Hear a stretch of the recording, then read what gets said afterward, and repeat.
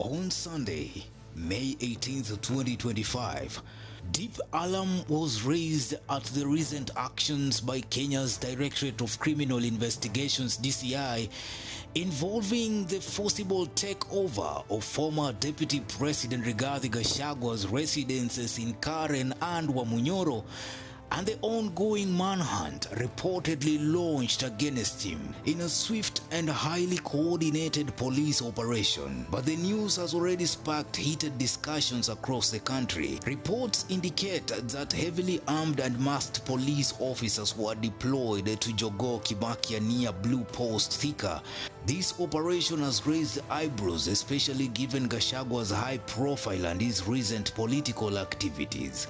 According to Gachagwa's lawyer, Ndegwa Njiru, the Directorate of Criminal Investigations or DCI took control of Gachagwa's residences in Karen and his Wamunyoro home. A manhunt was reportedly underway before his apprehension. While authorities have not yet disclosed the official reasons for the arrest, sources suggest it may be tied to ongoing investigations. Could this be linked to Gachagwa's recent political moves or his outspoken criticism of the government? The secrecy surrounding the charges has only fueled speculation. For many Kenyans, this arrest feels like a turning point, especially given the timing and Gachagwa's history of clashing with President William Ruto. Multiple reports indicated that police or DCI vehicles were at his home with claims of an arrest or heavy police presence. Some reports claimed that he was missing amid police activity.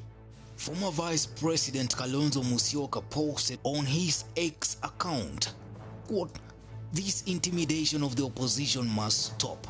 Mr. Ruto, if you want to arrest Deputy President Rigathi, do it the right way. Follow the law. We are prepared to produce DP Gachagwa before the DCI. Please stop abducting Kenyans and their leaders. Abductions are primitive and cowardly."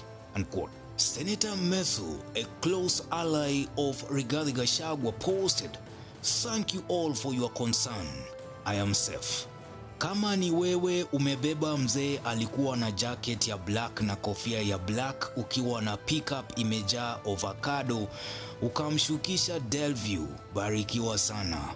Hizo Subaru zilikuwa na maubad. The arrest comes on the heels of explosive comments Gachagwa made in a recent interview on Obina TV. He warned that if the 2027 general elections are messed with and President William Ruto is forced on Kenyans, the country could see violence worse than the 2007 post-election unrest, which claimed over 1,000 lives. These remarks sent shockwaves through the political establishment. The mood in the country, yeah. If that IBC tries to mess with the election, okay, there will be no country here. 207 will look like a Christmas party. I can tell you. And I want to implore those commissioners to be Kenyans, to be patriotic, and not to attempt to force William Ruto on the people of Kenya. It will not work.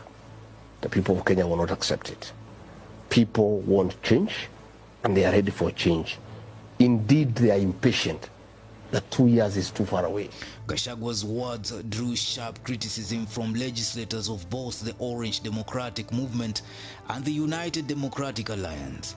Many accused him of inciting unrest, a charge he has since denied. The former deputy president has been a polarizing figure since his impeachment in October 2024, and these comments only deepened the divide.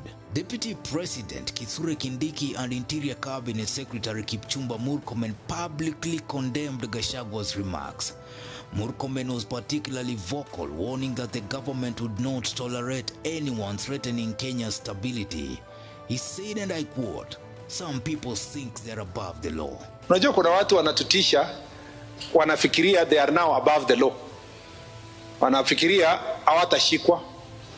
Wanafikiria hawatafungwa. I am going to tell you, under our watch, this country is not going to condone anybody who wants to burn this nation. Ili wakileta maneno kutukumbusha ile maneno ambaye ilipita 2007 tunasikia mbaya sana. Kama unataka uongozi Rigathi Gachagua, Geoffrey, omba uongozi na njia ya maana. For us, the reason why we are even in this broad-based government is because we want the country to be stable. We want a stable country. So any leader should never pronounce matters of violence. But Rigathi Gachagua is just reminding us that again is planning for violence. I want to tell Rigathi Gachagua, there is no space for you and your violence. As governments, we will go out of our way to make sure that the election and the people's choices for all seats, the election is peaceful, democratic, free and fair, because that is what the Constitution demands of us. Shetani ashindwe, Mkabila ashindwe, ameanzisha chama ya kudivide community. Hiyo chama tunasema ishindwe. Mumekubali kuunga serikali ya broad based. Anybody preaching violence and prophesying violence and threatening war and violence is as dangerous as the bandits of the North Rift and as the terrorists of the Lamu Enclave and northern Kenya. Those who have made our people suffer and shed blood. So we will not allow.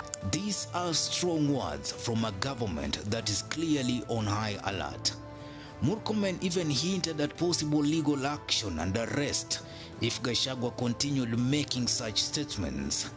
And a few hours later, reports of his arrests were announced. This rhetoric underscores the growing tension between Gachagua and the Kenya Kwanza administration he once served. In response to the criticism, Gachagua attended a church service in Gatanga on Sunday in Murang'a County, where he sought to clarify his remarks. He accused his political adversaries, particularly those allied with the Kenya Kwanza government, of spinning a narrative against him. Gachagua insisted he was not inciting violence but merely voicing the concerns he's had from Kenyans on the ground. He framed his comments as part of his civic duty as a leader. Na mimi naona they are trying to change the context of what I said. Mimi sijasema Kenya itakuwa na fujo.